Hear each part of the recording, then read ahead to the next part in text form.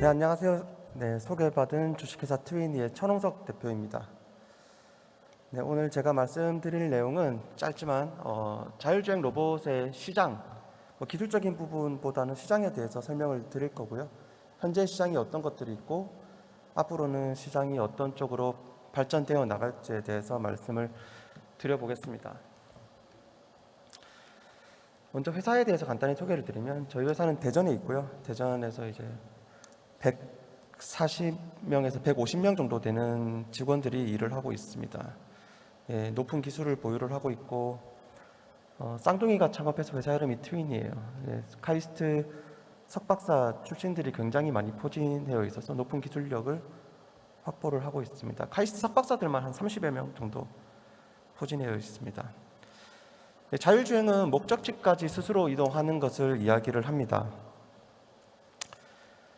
네, 자율주행하는 거는 크게 땅에서 돌아다니는 거 두 가지 종류가 있겠죠. 방금 최정단 본부장님께서 말씀하셨던 것은 주로 자율주행 자동차를 이야기해 주셨는데, 자동차는 도로교통법상의 도로에서 자율주행을 해서 목적지까지 이동하는 것을 이야기를 합니다.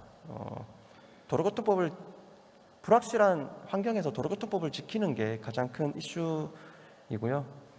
자율주행 로봇은 사람을 대신해서 도로교통법상의 도로 외의 모든 공간에서 자율주행하는 것을 이야기를 합니다.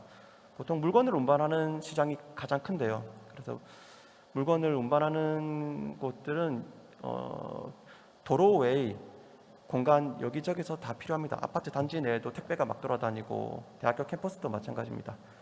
고층 빌딩 내에서 커피를 배송하고 물건을 나르는 일도 많이 있고요. 무엇보다 물류센터나 공장에서는 더더욱 이런 일들이 많이 필요합니다. 쓰는 이유는 사람보다 싸기 때문입니다. 사람에 비해서 로봇을 활용했을 때 비용이 10분의 1 정도밖에 들지 않거든요.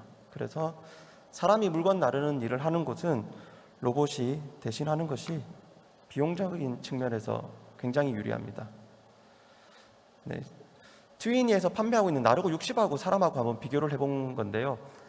사람은 주 40시간 정도 근무를 할 때 1년에 3천만 원 정도 비용이 들어요. 로봇은 일주일에 120시간 근무가 가능합니다. 그런데 한 대에 3천만 원 정도 하고 한 대에 최소 5년은 쓸 수 있어요. 산술적으로 15분의 1 정도밖에 비용이 들지 않죠.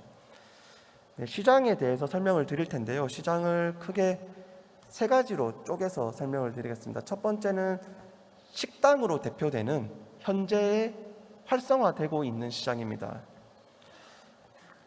네, 그 중에서 제가 이제 다른 로봇 회사 영상들을 좀 가지고 오려고 했는데 그걸 또 이제 저작권이나 이런 문제 때문에 못 가져온다 그래서 트윈이 로봇 영상만 가져왔는데 이 영상은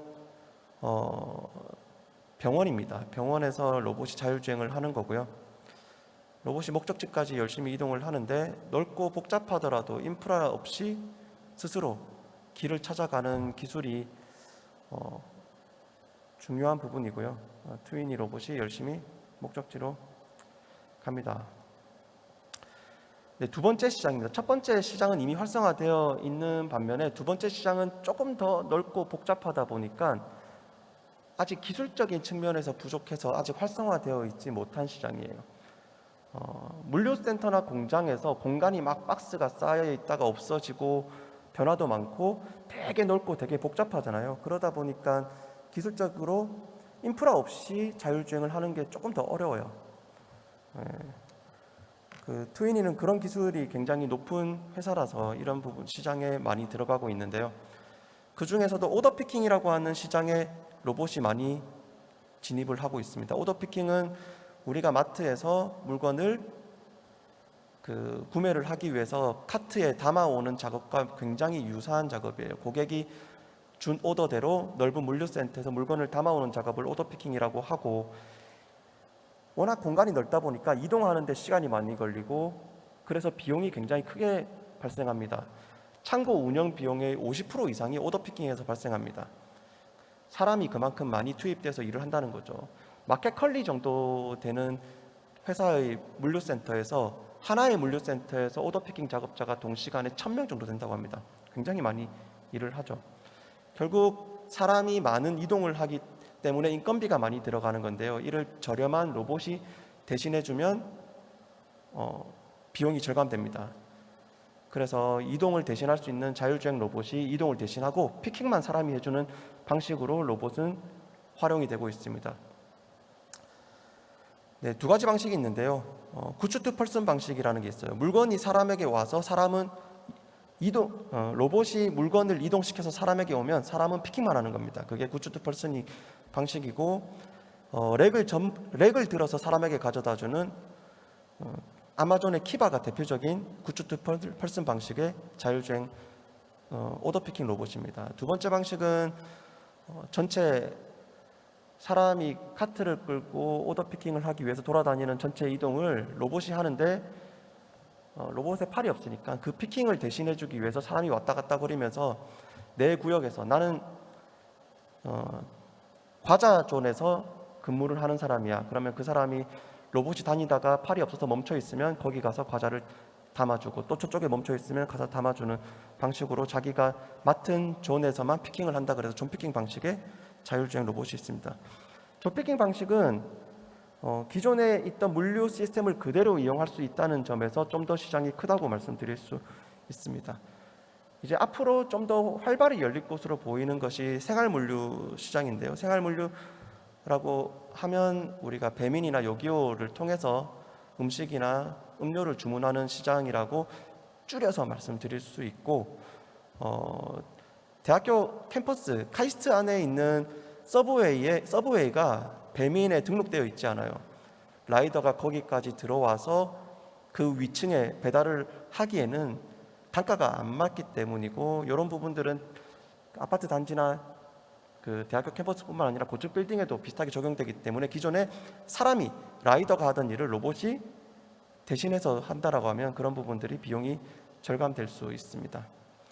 네, 요거는 또 트위니 로봇인데요. 대전에 있는 지하상가에서 열심히 자율주행을 하는 모습을 보실 수 있어요. 정말 지하상가는 넓고 주말이라서 사람도 많은데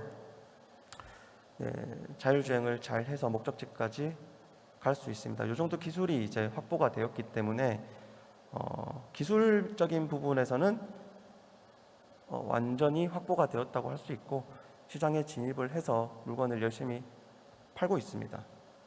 이 로봇은 사실 사람들하고 공존하는 공간에서 쓰이려고 만든 건 아니고 물류센터에서 주로 쓰려고 만들다 보니까 생긴 거는 조금 투박하고 못생겼습니다.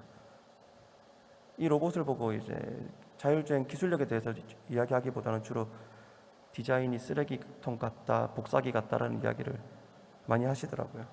가슴이 좀 아프지만, 그래서 사람들하고 공존하는 공간에서 쓰이는 로봇들을 지금 이쁘게 디자인해서 만들고 있습니다. 네, 택배 시장도 대기업들이 택배 로봇 사업에 뛰어들기 위해서 트윈이랑 일을 진짜 많이 하고 있어요. 정말 그 핫한 시장이라고 생각을 하고 있는 것 같아요, 대기업들이.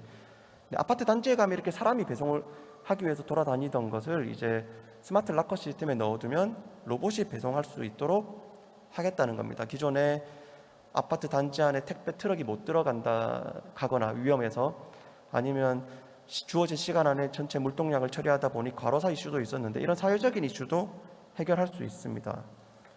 저희가 2020년에 우정사업본부랑 자율주행 성능만을 테스트를 했던 영상입니다.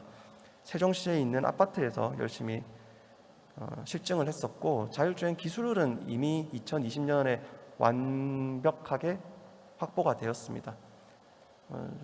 트위니는 이제 아까 보셨던 영상처럼 실내에서도 넓고 복잡한 환경에서 인프라 없이 완벽한 자율주행을 할 수 있고요. 실외에서도 넓고 복잡한 환경에서 완벽한 자율주행을 할 수 있는 기술력을 2020년에 이미 확보를 했습니다. 처음에 보셨던 그 우수한 인력들이 결국 이런 밑바탕이 돼서 이런 높은 기술력을 확보를 하고 있습니다. 그래서 이제 작년에 저희가 실증을 했던 건 아까 스마트 락커 시스템이라는 걸 이야기를 드렸는데, 집배원이 이렇게 택배를 집어넣고 가면 로봇이 배송을 해주는 거죠. 여기 이 영상에서 보시는 프로토타입 스마트 락커 시스템은 굉장히 ROI 안 나오는 비효율적인 시스템이 있지만 이를 출발점으로 해서 올해는 훨씬 더 효율적인 시스템을 구축을 해서 서울시 내에 있는 아파트에서 올해 말에 실증이 시작됩니다. 아마 상용화되는 거는 제 생각에는 앞으로 3년 뒤 모든 이제 택배사들 시스템과 연동이 되면 3년 뒤 정도에 상용화되어서 활성화될 것으로 예상이 됩니다. 자율주행 잘 되죠, 그죠? 여전히 못생겼지만 자율주행은 잘 됩니다.